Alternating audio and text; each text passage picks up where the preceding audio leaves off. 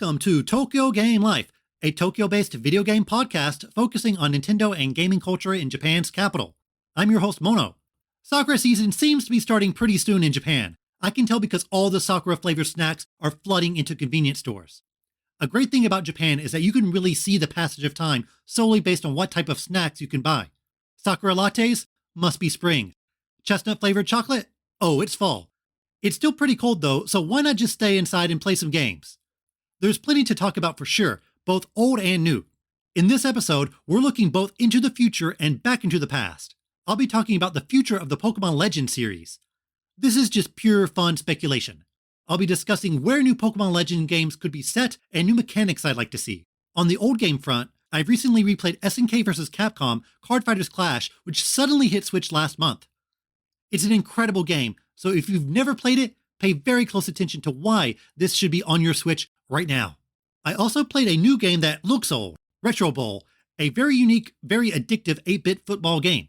So in this episode, we've got new, old, and new but old looking. A good mix. This episode's feature is about a Street Fighter exhibition currently being held in Shibuya. It celebrates the series' 35th anniversary. It's got statues, art, exclusive goods, and a bunch of other stuff, so if you're a Street Fighter fan, be sure to listen. This is a pretty unique feature. In all my other features, I've highlighted more permanent establishments, but this time it is a time-limited event, so if you're not in Japan, sorry, it'll be gone soon. But don't worry, I've got you covered. You can still go there with your ears, so don't worry. A bit of house cleaning, I'm going to be more flexible in terms of the structure of the podcast. Normally I put the feature last, but depending on the feature, I'll lead with it. A lot of people really like the hard-off feature from last episode, and it's technically the most unique part of the podcast, so from now on, you'll see the feature up top more often. Though if a big game hits, I'll lead with that. Nothing is going ahead of Breath of the Wild 2, I promise you. Alright, let's jump right into the feature on the Street Fighter exhibit in Shibuya.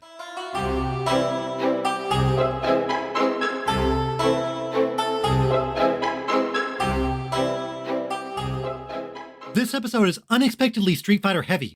There's definitely some Street Fighter stuff to talk about in the news. One of my games this episode is Street Fighter adjacent, and the feature is all about a Street Fighter exhibit. I mean, I guess it makes sense that you would host an exhibit right before you announce a new game. Sometimes these types of exhibits and pop-up shops are seemingly random, but this one, hey, it had good timing, right? This episode's feature is about the Street Fighter exhibit currently being held in Shibuya to celebrate the series turning 35 this year. But I didn't go alone. This feature has a special guest, my wife, who graciously accompanies me on many of my nerdy excursions. We speak Japanese 99.9% of the time, so this is super special. So please introduce yourself. Hello everyone, I'm Kaori. I've liked games since I was 3 years old. My dad bought Dragon Quest 2 for me and we played it together. I like the Dragon Quest series and Chrono Trigger. Recently, I liked the Yakuza series. You rarely play games, so I'm always surprised to hear about your gaming history. But you're definitely better than me at Puyo Puyo and Street Fighter 2. When did you first play Street Fighter? I first played Street Fighter when I was 5 years old with my friends. And you always pick Chun Li. Yes, I like Chun Li because she is so cute and a hot girl, but also very strong. In Japan, many women fighters are based on princesses like Sailor Moon or Precure, but Chun Li is not like a princess at all. She symbolizes a true strong woman fighter. That's why I like her. Another amazing part of your Street Fighter history is that you saw the Street Fighter 2 anime in theaters. Yes, and during the movie, my mom fell asleep. I felt, it's a chance to watch the movie twice, and I didn't wake her up, and I watched it twice. I've never heard of someone watching movies back-to-back in the same theater. Didn't the cleaning staff say something? I guess they didn't notice or didn't care. Okay. Okay, now that we've established your Street Fighter cred, let's go ahead and talk about the exhibit. It's called 俺より強い奴らの世界. There's no English name, but it sort of translates to the world of those stronger than me. Kind of a presumptive title, but yeah, everyone in Street Fighter is much tougher than I am. I can't throw any hadokens, and Lord knows I've been trying. Previously, I featured more permanent places to visit like arcades and shops, but this one is more time limited. It runs until March 27th, so unless you are in Japan right now, it's not exactly easy to get to. However, it seems that border restrictions are getting more lax starting in March, so there is a chance. The exhibit is being held in the Tokyo Anime Center, which is located in a department store called Modi. It's just a few minutes away from the massive Shibuya station and the world-famous Shibuya Scramble Crossing. If you've played The World Ends With You, you should know it. It's right across from the multi-floor Tower Records, which also has some Nintendo collaborations every now and then. They had this huge display outside their store for Splatoon 2, so I'm hoping they have a great one for Splatoon 3 as well. Modi is very distinctive as it has big bold lettering on top and a leafy green storefront. It's one of those places you really can't miss. Like most department stores in Shibuya, it's filled with shops geared towards fashionable teens and 20-somethings. Do you often shop at Modi? Almost never. It's more for girls in their early 20s. Recently, Shibuya has also become something of a gaming nerd hotspot. Parco Shibuya, which I covered on this podcast, opened up a few years ago with the massive Nintendo Tokyo store. Seibu Shibuya, another department store, also had a Nier exhibition last week. So yeah, the nerds are taking over Shibuya. The Tokyo Anime Center was originally in Akihabara, but moved to Shibuya a couple of years ago. Which is kind of a strange move. You would think a place called Tokyo Anime Center would be right at home in Akihabara, but maybe there's too much competition there. Although it has a grand name, I wouldn't say it's a hotspot for anime content in Tokyo. It is really just a one-floor event space that can fit a couple of exhibits and shops. If you go to their official site, you can explore it virtually, but yeah, it's really not that big. Unless there's an exhibit you're interested in, it's a very skippable place. But luckily this time there is something that caught my eye, the Street Fighter exhibit. I visited it last week but had some trouble with the tickets as they could only be bought online. So I got there and then bought my tickets online. When you buy tickets, you're given a specific entry time which a lot of Japanese stores and exhibits adhere to in the Corona age. Fortunately, I could get in about 15 minutes after I bought the ticket. One ticket is 1,500 yen, which is honestly pretty expensive. But the exhibit certainly houses a lot of things you wouldn't see anywhere else in person. So a Street Fighter exhibit is what exactly? Although it's broken up into specific sections, the bulk of the exhibit is showing art from the Street Fighter series throughout the years. Every major artist who contributed to the series has something here. Nishimura, my personal favorite, Akiman, Ikeno, Bengus, and so on. And these are not just duplicates or glossy printouts. These are the real deal, the actual original artworks for these characters, often on graph paper or on canvas. If you're a Street Fighter fan, you've undoubtedly seen most of it online, but there's something to be said about looking at it in person. There's also some pieces I've never seen before, and some sketches of unfinished art. The exhibit also has planning documents, Street Fighter arcade hardware, and a few other fun things to goof around with. When you enter, someone checks your ticket and then gives you a Sakura sticker. I don't know if this type of sticker has a specific name in Japanese, but I always refer to them as Bikkuriban stickers. If you ever pop into a Japanese convenience store, you will likely see a very bright, colorful package that contains a wafer and a square sticker inside. These stickers typically have kinetic chibi art of the character and are shiny or holographic. Bikkuriman was the first brand to feature this, but there have been tons of collaborations and copycats over the years. Like there are Kimetsu no Yaiba, Demon Slayer versions of Bikkuriman wafers right now. The sticker they gave you is very reminiscent of these Bikkuriman stickers. Did you ever collect these type of stickers? No, I never had an interest in them. They are mostly aimed at boys. Oh really? Now is a good time to drop the bomb. You can't take pictures of the artwork or layout inside the exhibit. Crushing, I know. It's very typical for Japanese exhibitions to have a no picture rule, but come on, I need to tweet out something. There are definitely photo spots, but I wanted to take a few shots of the actual layout. We'll do our best to describe it though, just close your eyes and we'll guide you through. Stepping into the exhibit, you'll see the aforementioned art of the characters. The exhibit is broken up character by character. On the right wall is Chun Li, on the left is Ryu. The background also has some info on each fighter, and you can browse dozens of original artworks from various artists. Of course, these are behind glass, so no touching, no smudging. It's pretty incredible to see all this art I've been looking at online for years in person. I mean, these artworks are iconic and have appeared in so many art books and more importantly, forum and social media avatars. That's when you know you've made it, when someone uses your art as their profile picture.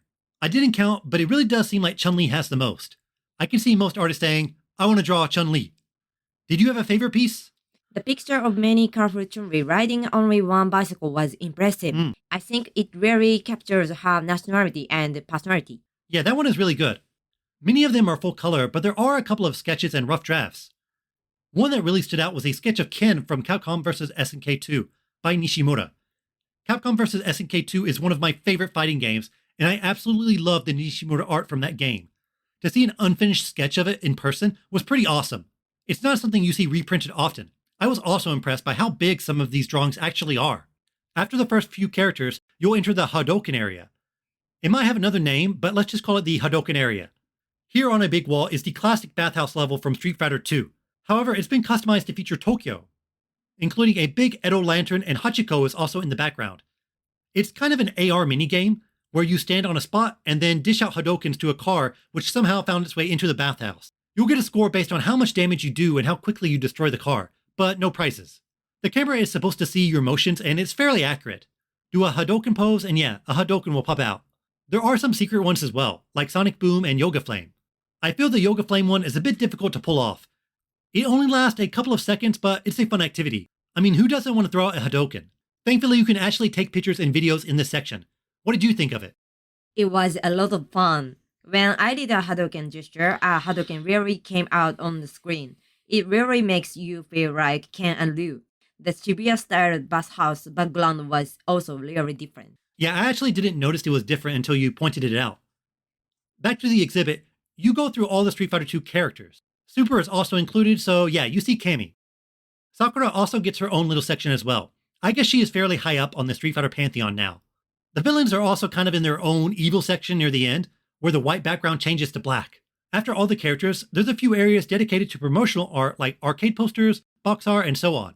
Probably the most interesting from a historical perspective are the actual design documents from Street Fighter 1 and 2. You've probably seen these online or even as special features in Street Fighter Anniversary games. You see details like the poorly thought out kick and punch buttons you mash on the original Street Fighter, character bios, and the planning documents for the sprite animation. It's incredible to see how far game development has come in just a few decades. These now iconic franchises just started with a few ideas sketched on a notepad. I love all the little side notes and things scribbled out. I doubt they knew that a small scratch or doodle would be viewed by people around the world when they were making it. One new thing I noticed is that the car you destroy has a Toyota logo on it in the planning documentation, but not in the main game, of course. There are also original music documents, so if you can read music, feel free to sing along. Any other thoughts on the art part of the exhibit? It was exciting to see the art in the drafting stages. It's not a copy, but real drafts drawn by pencil. The written instructions were interesting. The instruction written about Cammy was, don't draw her boobs too big, but they are not small. Draw them to the right size. It was funny. I'm curious about which size is right for them. I think there is probably an internal ranking at Capcom about that. It's on a document somewhere about who is bigger than who. Once you leave the artwork part of the exhibit, you're taken to what I can only describe as the hardware section. Thankfully, pictures are okay here. There are 2 cabs of the original Street Fighter II in all its glory. I've only seen them in modern Astro City cabs, so it's neat to see them in the original setup. There's also a little interactive area where you sit at what looks like a Street Fighter II cab, but it takes your picture and then pastes it over the loser's face. It's a pretty funny photo op, and if you can angle it right, it really does look pretty good. Ironically, you control it with foot pedals. On one screen, it also shows the past 10 people to do it, so you can laugh at their mangled bugs. There's also an original Street Fighter 1 arcade cabinet with those big kick and punch buttons.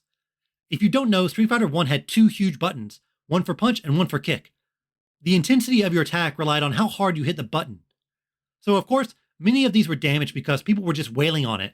The Street Fighter 1 cab is roped off with a sign saying do not touch, so years later its legacy of being borderline unplayable lives on. Did you play Street Fighter in arcades or the home version? I mostly played the Super Famicom version. We played the arcade version a few months ago though. Yeah, when we went to Mikado, are you a joystick person or a pad person? I think I prefer the game controller. Yeah, same here. Oh, and no exhibit would be complete without a merch store.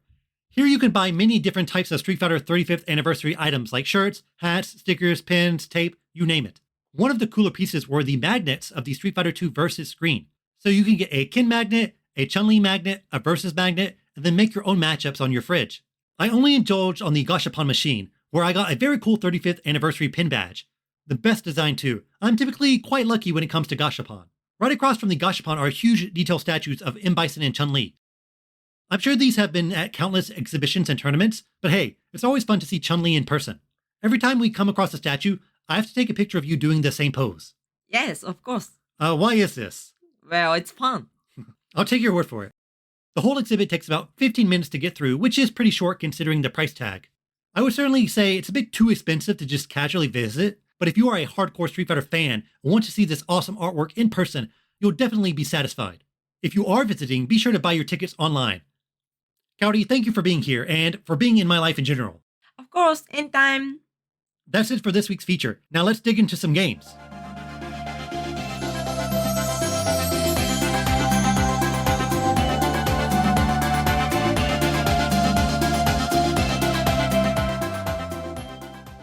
Alright, so I've basically done everything there is to do in Pokemon Legends Arceus. All Pokemon caught, all side quests done, final battle complete. I could shiny hunt or max out the Pokedex entries, but other than that, I've pretty much done everything the game had to offer. Unless there is DLC, which seems very likely. I am recording this a bit before Pokemon Day, so if there is already an announcement about DLC, well, I'm going to play it. Last episode, I talked about my thoughts on the game after hitting the post-game, and they're pretty much the same. I had a great time with Pokemon Legends Arceus, and this is either a hint towards the future of the franchise, or at least a very exciting new series under the Pokemon banner. This episode, I want to focus on that latter half. Pokemon Legends Arceus is selling extremely well, but we don't know if they will fold these ideas into the main series, or if they will continue with Pokemon Legends as a separate series. But let's suppose there will be more Pokemon Legends games. I want to talk about the setting of future Legends games. Just a bit of fun speculation, so hear me out. Having Pokemon games set in the past is a really intriguing idea. On one hand, it makes perfect sense because these games often focus on ancient legends and are based on real regions with long histories. However, a large part of Pokemon's appeal is that it takes place in the modern day. You use computers, you ride bikes, you visit department stores and gyms. To stray away from that might turn some people off, but I think they succeeded in Arceus because of how cleverly they utilized the setting. Hisui, aka Sinnoh, is based on Meiji-era Hokkaido, around the late 19th century. This was an important turning point in Japanese history, as Japan opened up its borders and started to trade with Western nations. A lot of characters in Arceus start wearing Western dress to mimic this cultural shift, and the Galaxy Hall is based on the former Hokkaido government building, which still stands today. Hokkaido was sparsely populated by the indigenous Ainu people, so there was a lot of land that served as wilderness and was untouched by humans. The setting in Arceus is absolutely based on Japanese people from Honshu coming to Hokkaido and essentially colonizing it. During the Meiji era, Japan set up the Hokkaido Development Commission to administer the region. There's been a bit of controversy though, since during this time, the indigenous Ainu were persecuted and their lands were occupied. The Diamond and Pearl clans are somewhat analogous to the Ainu, but obviously the game doesn't dig into this aspect of people from other lands coming in and taking over. I suppose that's one difficult aspect about mimicking history so closely. There's some very unfortunate topics that you either have to touch on or ignore, and it's hard to know what to do when you're making a game appropriate for kids. Despite Arceus not really having anything to say about Meiji-era society in Hokkaido, it at least does a good job in conveying a unique point in history and giving us a compelling setting that's very different from the core Pokemon RPGs. It might be surface level, but it's exciting nonetheless. So what are some other settings that the Pokemon Legends series could explore? I think the obvious one is Johto, Pokemon Legends Celebi. It's based on the Kansai region, home of Kyoto, the ancient capital. A lot of places in Johto are steeped in traditional culture, and the backstory involves a lot of events that happened hundreds of years ago. There's definitely a lot to work with, though I think if you do Pokemon Legends Johto, you don't do late 19th century again. You don't do Meiji era again. You either do the Edo period or Sengoku period. Edo period ranges from the 17th century to mid-19th century. This was a time of peace after a massive civil war and was a golden era in terms of Japanese art and culture. A lot of traditional Japanese things you might be aware of started and developed during this time. Though it's called the Edo period after Edo, which is now Tokyo. This was the time when the Japanese capital moved from Kyoto to Tokyo, so it's a bit strange to set the game in Kansai when it was the era where Tokyo became the major population hub in Japan. The Sengoku era was the massive nation-spanning civil war that happened mostly in the late 16th century, the peak of samurai warfare. So setting it during the quote-unquote samurai era would be really exciting. I'm not sure if Game Freak sees a huge war and thinks, yeah, let's set a Pokemon game there, but it would certainly be something different. Edo era seems to be a bit more likely since it was a peaceful time where you could catch Pokemon at your leisure. You don't have to worry about 100 people on horses charging at you with spears. Though if you do Johto, you gotta do Kanto, right? To have nothing past Mount Silver would be a bit disappointing. Conversely, you could do Kanto only if you're focusing on the Edo period. However, Kanto is not a region steeped in mythology. The big legendary is a creation of science. You could do the opposite of Gold Silver, where you start in Kanto and then venture into Johto, which would be a pretty clever twist. Johto also has more historical events, like the Burn Tower and the legendary beasts, so they would really have to start from scratch if they only did Kanto. And hey, Celebi is tied in with time travel. The story writes itself. Another obvious thing they could include are the different types of acorns for crafting. Being able to craft balls and do wildly different things as opposed to straight upgrades would be a lot more compelling. Even though it will be set in the past, both Johto and Kanto would certainly have a lot more cities and towns than Hisui. If they ever wanted to branch out from a central hub and introduce more unique city environments, Johto would be perfect. You've got Ekrutik and Goldenrod as bigger areas, but they could also have plenty of villages scattered about. If you include Kanto, you could have a much bigger hub city modeled after Edo, like an older Saffron City. Including more and more cities to explore is kind of inching towards Legends turning into the main series, but I definitely think people want more than just one city in future games. So Johto/Kanto in the Edo period, or maybe the Sengoku era, is certainly my number one pick. Another really captivating one is Unova. A lot are speculating that the next Pokemon Legends game will be set here since Gen 5 is the next remake. But there's really nothing tying the Legends series to the remakes. It happened this time due to good timing. They're not going to wait 10 years to make another Legends game just to line it up with a remake, for example. A Unova remake would have a setting that would be pretty strikingly different from Hisui, yet still familiar in a lot of ways. If you do an Old West Pokemon, a Red Dead Pokemon, you could still have a lot of untamed wilderness to explore. And come on, Old West saloons, cowboys, trains, I mean, these are cliches, but they would be unique in a Pokemon setting. It would also roughly take place the same time as Arceus, so a lot of the gameplay conventions and technological limits would still be present. There were definitely a lot of Unova references in Arceus, so maybe there's a reason for that.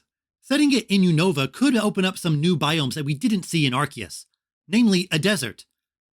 Deserts are kind of a boring area in general since it's mostly flat and there's little vegetation, but hey, it's Pokemon. You don't need trees when you've got a Sandile. I think the Icelands area in Arceus worked very well because it was so different from the other areas that had more grassy parts. You may have to be a bit more liberal in adapting Unova though, since a lot of it is based on New York City proper, and it's a significantly more urban region than a lot of Pokemon regions. Having it set in Unova, but having zones inspired by the western United States could help with diversity and gameplay options. Though if you didn't want to do the Old West, Game Freak could focus on colonial America, for example, or maybe even early 20th century. America has a much shorter history than Japan, so there's less to draw from, but Unova does have quite a few myths and legends. Relic Castle, the dragons, the twin heroes. You could introduce the original dragon, the Pokemon that existed before it split into Reshiram and Zekrom. I suppose you could call it Pokemon Legends Kyurem, which honestly is kind of a weird name, but I don't know if Arceus is much better. The European regions, Kalos and Galar, are also pretty ripe for a legend setting.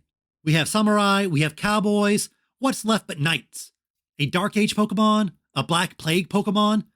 Maybe not that connected to history, but it would be a fun take to see a medieval Europe Pokemon game. Which is ironic since a lot of JRPGs are inspired by fantasy Europe, and Pokemon differentiated itself by not having the same setting. Again, both Kalos and Galar have a lot of myths about crazy things that happened centuries ago, especially Kalos. Maybe they could set a game during Az's reign, or right after the Pokemon War. Yes, this is something that actually happened. Galar has the wild area, which is a much worse version than the zones from Pokemon Legends Arceus, but that means there's room for improvement, right? But no matter what, I definitely want to see a medieval setting here. Don't set it during the Industrial Revolution or the French Revolution. I want to see knights. I would pick Kalos over Galar though, since I find that region to be much more interesting in how it's laid out, and it has a great Pokedex. Plus finding Mega Pokemon in the field would make for some really exciting battles. Galar could have Gigantamax Pokemon wandering about, which would be pretty silly but also a lot of fun to see. The only thing left are the more watery locales, Hoenn and Alola. Hoenn is based on Kyushu, the southernmost of the main Japanese islands, and of course, Alola is Hawaii. Having each island in Alola being its own zone seems like the most obvious, right? With each one having a tapu protecting it?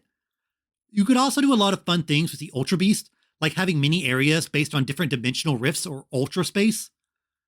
The setting being based on native Hawaiian culture would be really different as well. I mean, how many games are set in ancient Hawaii? Kyushu also has a tremendous amount of history. It's often speculated that Japanese civilization started on the island. So you could go way back, all the way back to prehistory and the Jomon era, and have the next Legends game be set there. I'm talking pre-AD here. Pre-Year 1. Game Freak could really lean in hard on the survival and crafting aspect by setting it so far into the past. Hoenn, of course, is well known for all that water, so having an area where you could explore underwater would be really unique if they could pull it off. Slowly swimming everywhere would be a bore, so maybe you have a fast ride Pokemon, or you can still walk underwater. Kind of an Iron Boot situation. Pokemon Legends Arceus really didn't have a whole lot of water Pokemon when you think about it. And interacting with them was a bit clumsy. They were often obscured underneath the water and you really couldn't sneak up on them. So having a whole underwater region solely dedicated to these types of Pokemon would be really interesting in my mind. Imagine if you were swimming around and suddenly saw Kyogre. How rad would that be? So those are some of my thoughts on the settings of future Pokemon Legends games. Going to Johto and or Kanto next would be the most exciting for me, though Unova also seems pretty likely and would make for a tremendous setting in the Legends series. Some Pokemon games are better than others, but every world they've crafted is unique in its own way. All of them have incredible potential as a setting in a Legends game. Though for me, the ultimate dream is to have one massive continuous open world with the same catching mechanics of Legends, yet still the flow and structure of the core Pokemon RPG. Until we get that, I'll settle for Legends. Alright, let's move on to the next game. We all love shadow drops, right? When a game is announced and then releases the same day? Nintendo is quite skilled at this, but other companies have hopped onto the shadow drop bandwagon as well.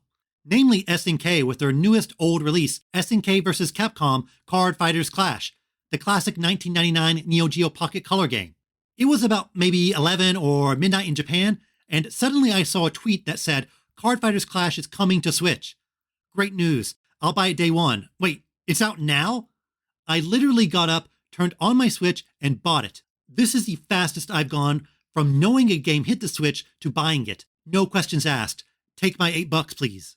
SNK has been putting out Neo Geo Pocket Color games on the Switch for a while now. Mostly they're fighting games like Gal Fighters and King of Fighters R2. Last year they released SNK vs. Capcom Match of the Millennium, the handheld version of the classic fighting game rivalry. There are always rumors about SNK and Capcom's relationship. Some have reported it's strained due to SNK maybe not getting the payout they wanted in their past collaborations, but honestly, who knows? We never got a Capcom vs. SNK 3, and even ports of the old Capcom vs. SNK titles are few and far between. CVS2 came to PS3 as a PS2 downloadable game like 10 years ago, but last year's SNK vs. Capcom Neo Geo Pocket Color release perhaps showed improvement in their relationship, and more importantly, it foreshadowed Card Fighters Clash. If they could get the fighting game re-released, it was only a matter of time before the card game could hit the Switch as well.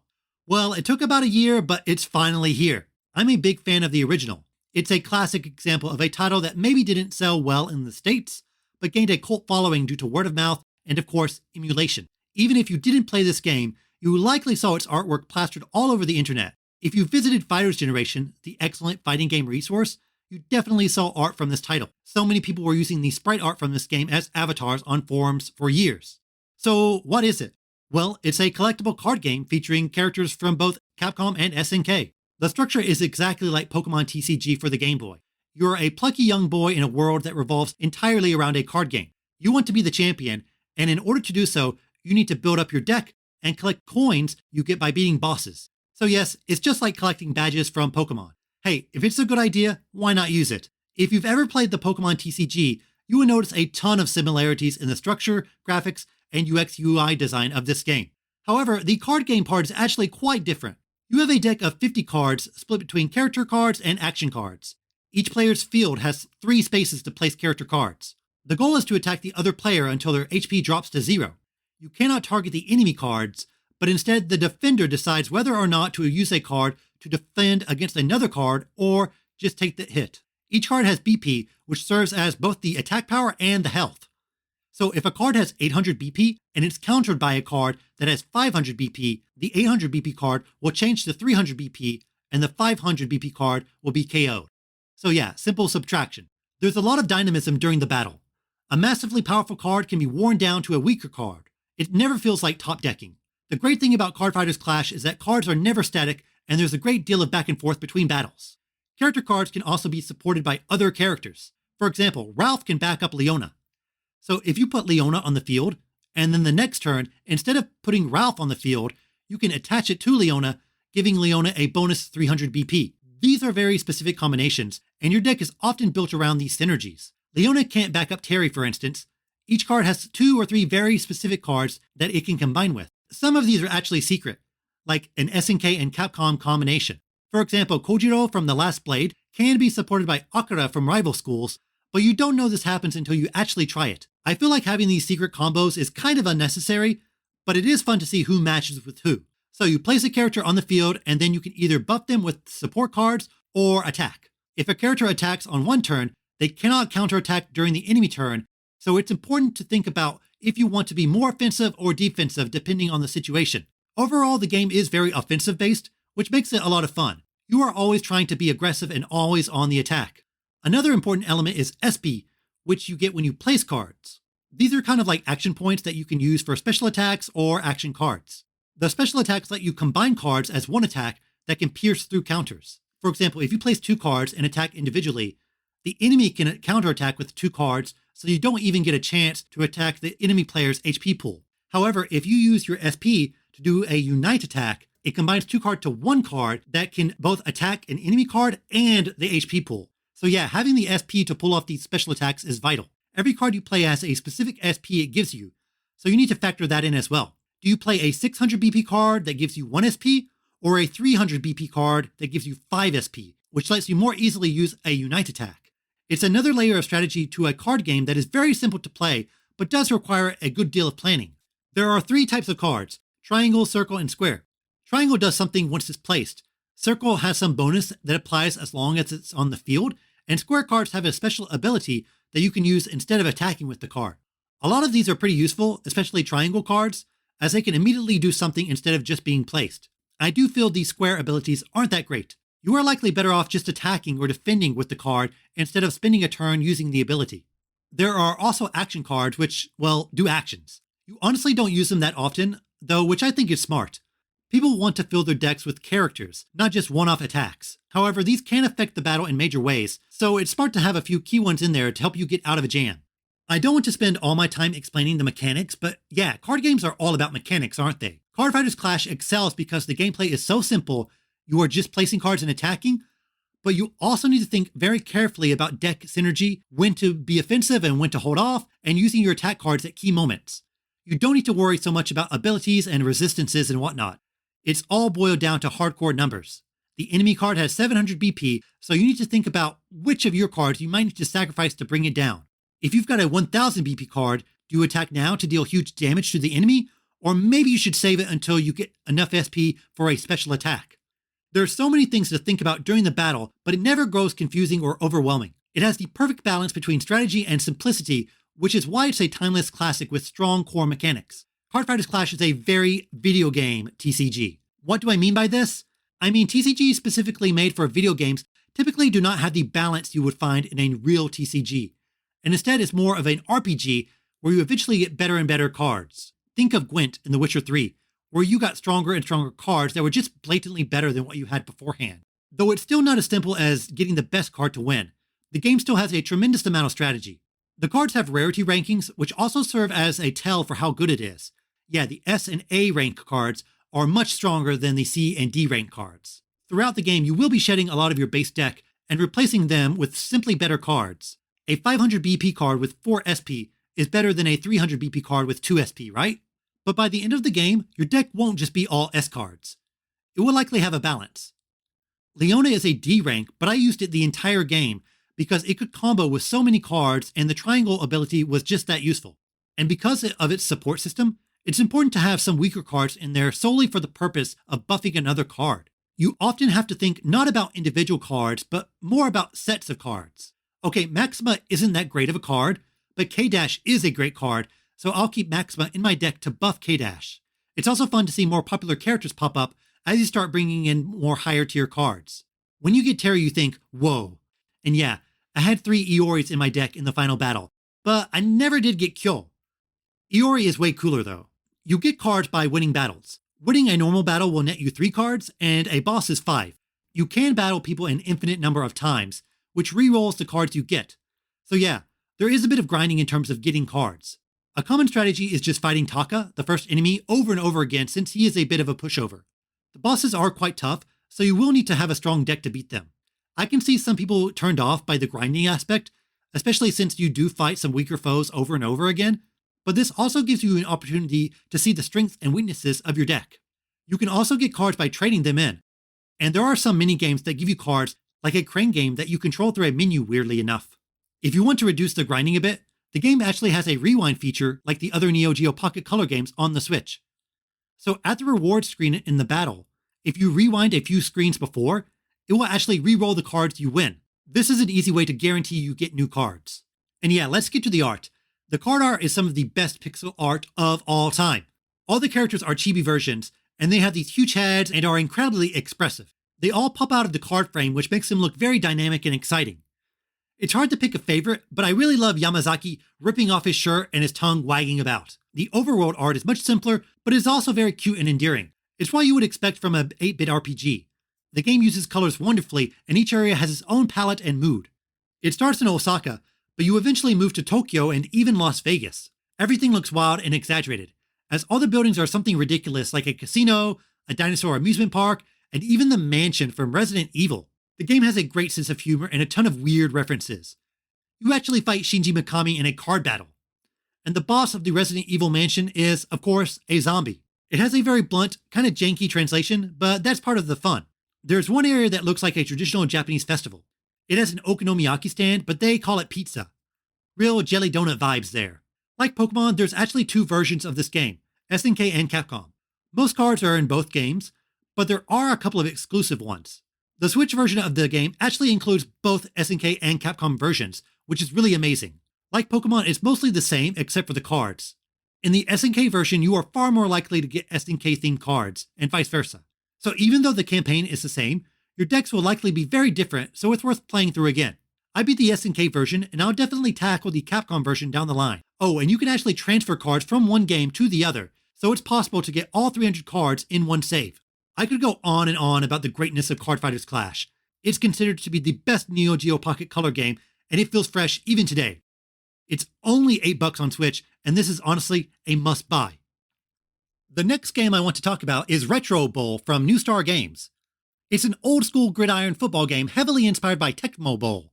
Yes, I'm talking about a football game weeks after the Super Bowl, but hey, I had Pokemon to talk about.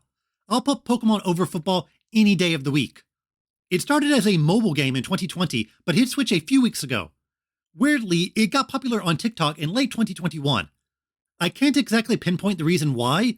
I'm not sure what is so TikTok-friendly about this game, but like Among Us, it's a game that suddenly got a lot of attention years after its original release. After playing it though, I can definitely see why it's popular and how it has a really active community on social media. Although football is such a core element of American culture, it is ironic that one of the most memorable football games was made in Japan, the aforementioned Tecmo Bowl, and the even better game, Tecmo Super Bowl. And Nintendo published a football game, NES Play Action Football, which was developed by Tosei. Tecmo Bowl is way better though. A lot of NES titles don't really hold up today, but many of the sports ones do because they have an established rule set that stands the test of time, and their pick up and play gameplay stands out compared to the modern sports titles, which are much more simulation focused. Baseball Stars and MLB The Show don't feel the same, believe it or not. Even years later, retro game fans have fond memories of Tecmo Bowl, and it is in the pantheon of great retro franchises. There have been some remakes and reboots, but nothing has really captivated people. Enter Retro Bowl. When you look at it, you automatically think Tecmo Bowl. Yes, it looks like a very clean NES game, but the gameplay is actually not what you would expect. It's part arcade football, part management sim. There's no pick up and play mode where you choose two teams and then play a full game. That sentence alone might have turned you off, but stick with me.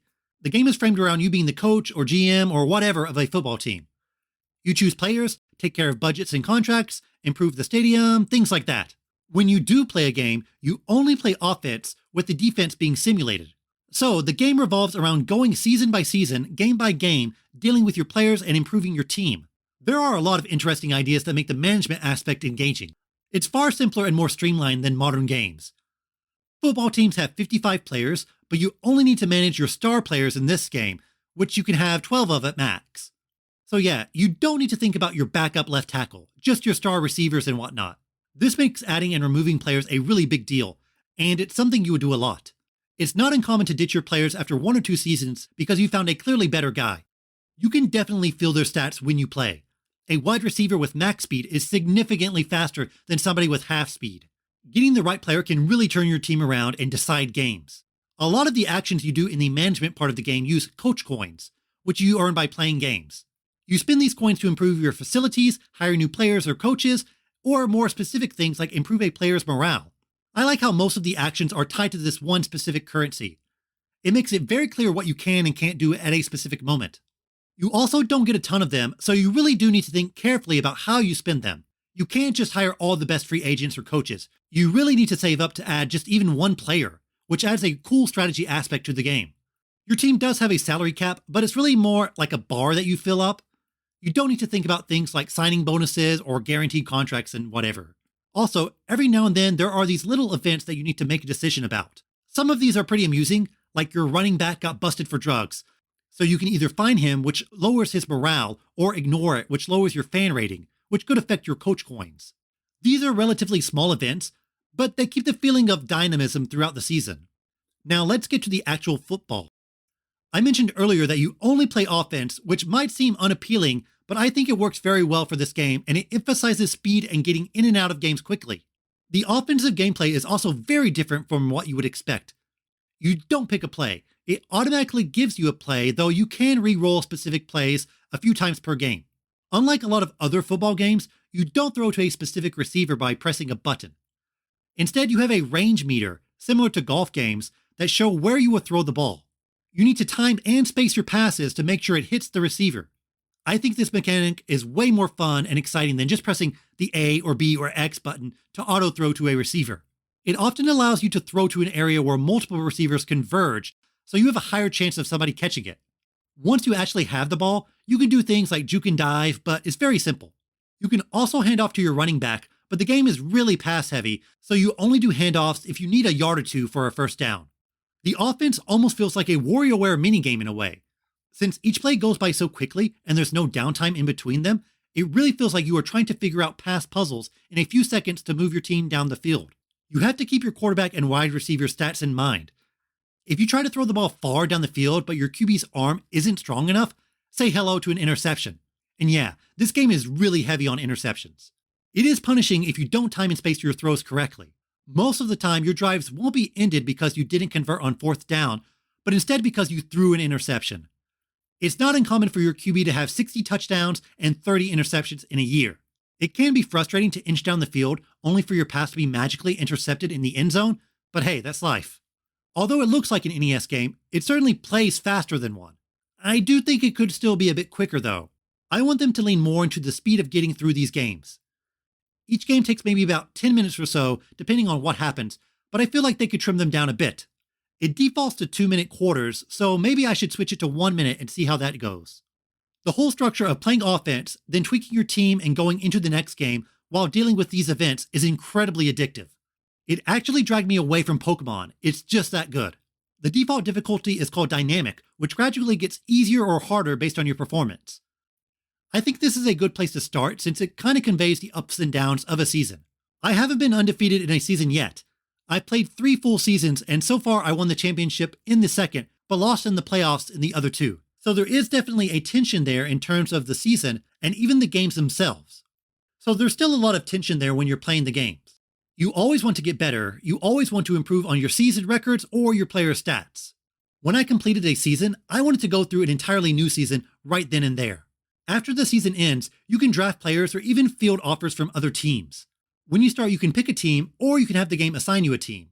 It will likely assign you a bad one so that you can then build it up. I got Houston, which went from 5-12 in the previous season to 13-4 in the next. I might jump to another team though, just to mix things up. Another wonderful thing about this game is the incredible amount of customization it offers.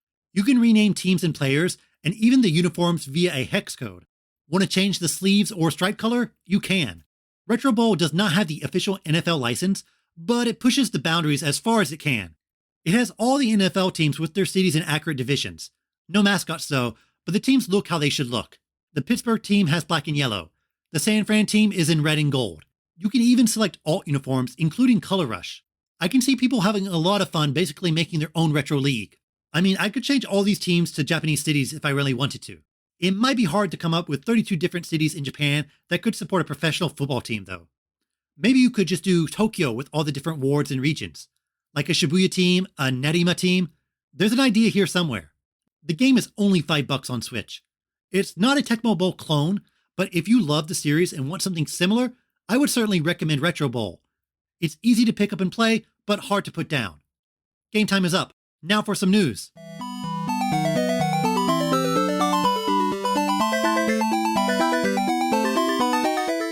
A lot of news these past few days.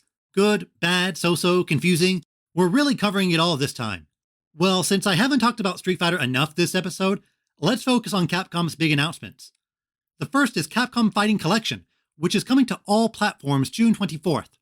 This includes a lot of Capcom's lesser-known fighting games and spin-offs. The marquee titles are 5 of the Darkstalkers games. The franchise is simply known as Vampire in Japan. I gotta give it to the localizers. Darkstalkers is a much better name. The collection has Darkstalkers, Night Warriors, which is the second game, Vampire Savior, which is the third, Vampire Hunter 2, which is an update to Vampire Savior, and Vampire Savior 2, which is Vampire Savior, but with a different roster. Did everyone follow along here? Also, the special version of Vampire Savior came out on the PlayStation as Darkstalkers 3 in America, but technically that version is not in this collection.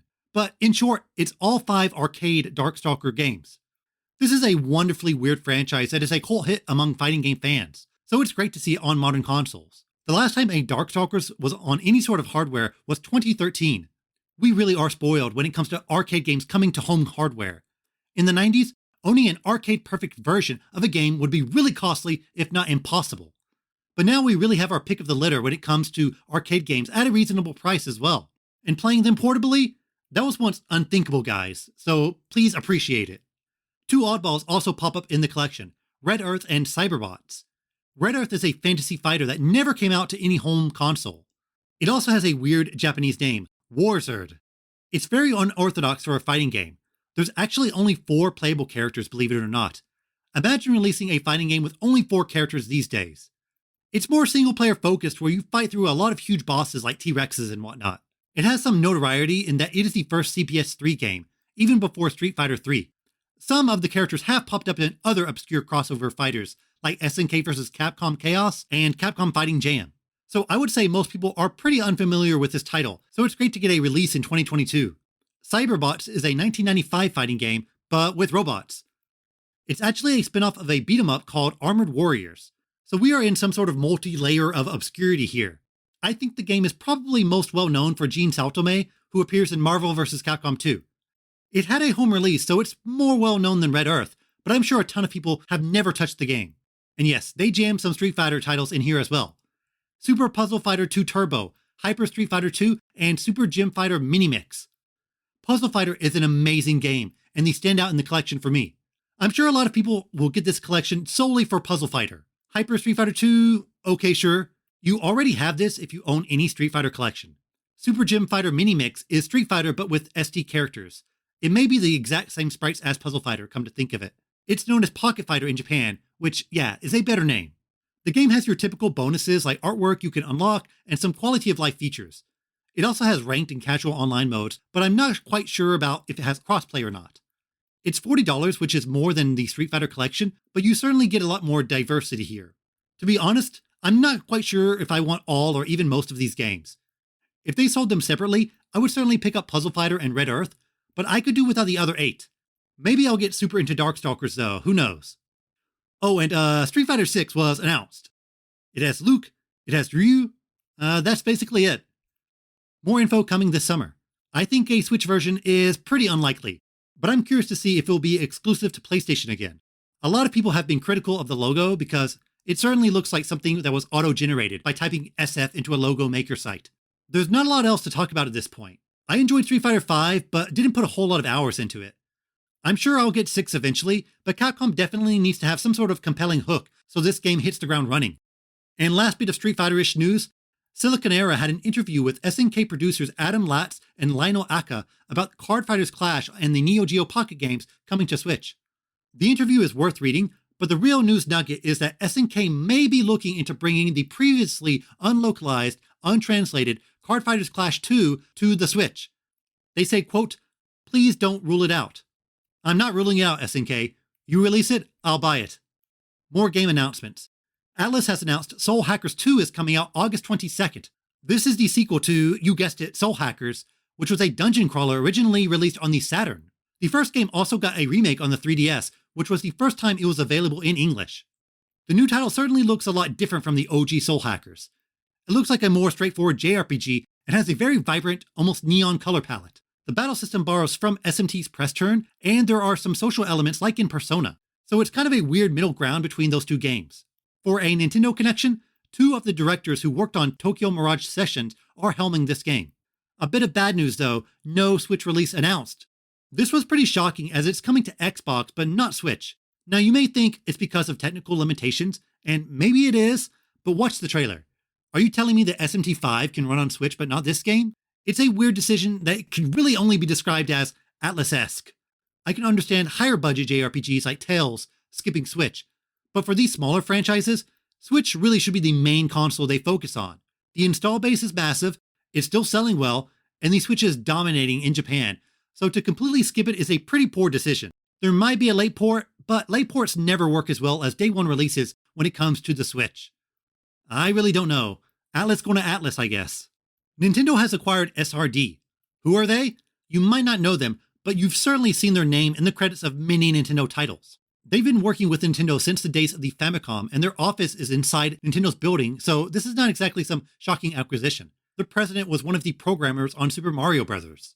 It does make you wonder why this didn't happen earlier, or why this is happening at all. In the age of massive, multi-billion-dollar acquisitions, something like this really does seem quite small, but it wouldn't be Nintendo if they didn't make weird decisions like this. Speaking of Nintendo-like decisions, the company announced that the 3DS and Wii U eShops will soon close. From March 2023, you will no longer be able to make any purchases on the eShop, though you can still download games you already own.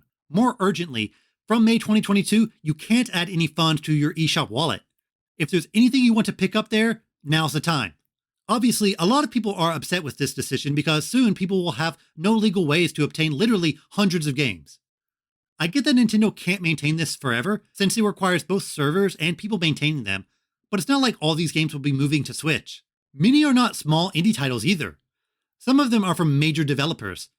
Game Freak put out Pocket Card Jockey and Harmonite, and the Game Boy era Pokemon titles will soon be unavailable to purchase, just 7 years after their re-release. Intelligent Systems has Pushbow and Fire Emblem Fates Revelations, which is pretty much a full Fire Emblem campaign. HAL has a lot of Kirby spin-offs that are digital only too. These companies have the means to bring those titles over to modern hardware, but a lot of other games might not see the light of day again. The term eShop started with the 3DS and Wii U, so it's certainly sad to see it being phased out.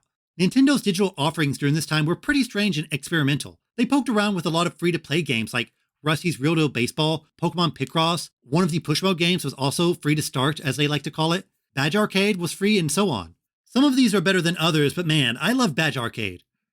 The Wii U also had GBA and DS Virtual Console games, so those would be gone as well. It's not like we can play them on Switch either.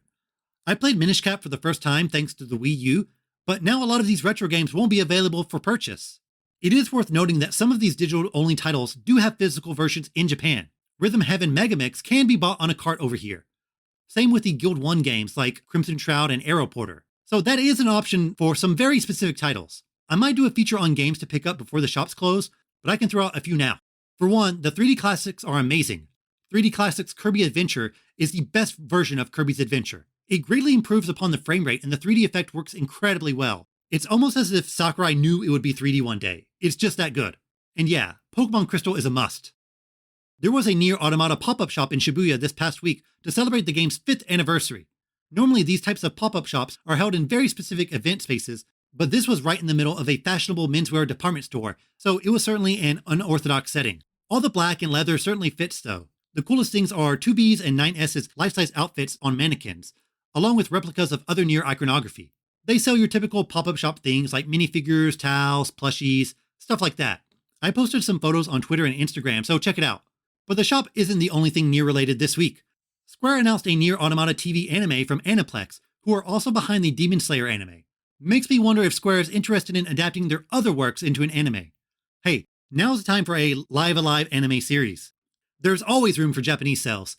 Touken Ranbu Warriors debuted at number 1 with 113k physical units. That's a pretty strong opening. Koei Tecmo is certainly going for a different audience for this license, but it's an audience that's very willing to shell out cash for those handsome lads. Its new mechanics might rope in some people who aren't Musou maniacs too. Arceus is still second and has passed 2 million physical in Japan. Horizon claims the third and fourth spot, with PS4 at 48K and PS5 at 43K. This is actually really close. Normally the PS4 version beats the PS5 SKU by a large margin. But when the game looks as good as Horizon, you've got to play it on the big boy. Switch hit 96K this week, down from 118K last week. However, it is quite a big jump from last year. 74,000 last year versus 96,000 this year. PS5 has sold around 30K these past 2 weeks, a year and a half in and still major stock issues. I expect big things for Elden Ring though. Maybe not out of the gate, but I foresee it having longer legs than most PlayStation titles. And hey, Pokemon Day is today. There's actually a Pokemon Presents, but I'm recording before it happened, so sorry. The biggest news before the Pokemon Presents is that Brilliant Diamond and Shining Pearl got an update adding online rankings and union rooms now hold 8 people, which they should have already been doing. Also found in the files was an Arceus mark for the Pokemon, meaning that we will be able to transfer at least some Pokemon from Pokemon Legends Arceus to other games. Home integration still hasn't been announced yet, but you'd think it would be sooner than later. Maybe today. Alright, let's wrap things up. Time for the Japanese gaming phrase of the week. This week's phrase is atenage. Atenage. It literally translates to hit throw. It's a term used in Street Fighter and other fighting games. Basically, you throw strikes to cause your opponent to guard, then move in closer. As the opponent puts down their guard to attack you, you execute a throw. You're basically baiting them into attacking you, but instead of before they can strike, you already committed to a throw. This sounds like a sumo move, to be honest. I'm sure it has some phrase in English, but it's one of those times where I know the Japanese word, but not the English one. Again, atenage. Now for the Japanese tweet of the week. I've chosen one from @JapanRetroGame. He showed off a device made by a Taiwanese gamer that lets you play Virtual Boy games on your TV. I'm sure someone else has figured this out, but the device looks really sleek and the output on the TV is impressive. Blinding, but impressive. I always prefer to have the original hardware over modded versions, or things like analog that let you play old games on modern TVs, but I would make an exception for the Virtual Boy considering it's a unique look. Again, the tweet is always in the podcast description. And thus, another episode ends. Thanks as always for listening. Be sure to like and subscribe to this podcast on your favorite app. The podcast is also available on YouTube, so like and subscribe there as well. I'm on Twitter, Instagram, and TikTok, so search for Tokyo Game Life there, or find links in the podcast description. If you like the podcast, be sure to share it. I've received some amazing messages from listeners recently, and a lot of people really liked the past episode, so I'm definitely doing my best to put out content people like. If there's anything you want me to talk about or cover, don't be shy. Hit me up on social media. The next episode will be Sunday, March 13th. That sounds really far away, but it's only 2 weeks. All right, see you next time. Mata ne!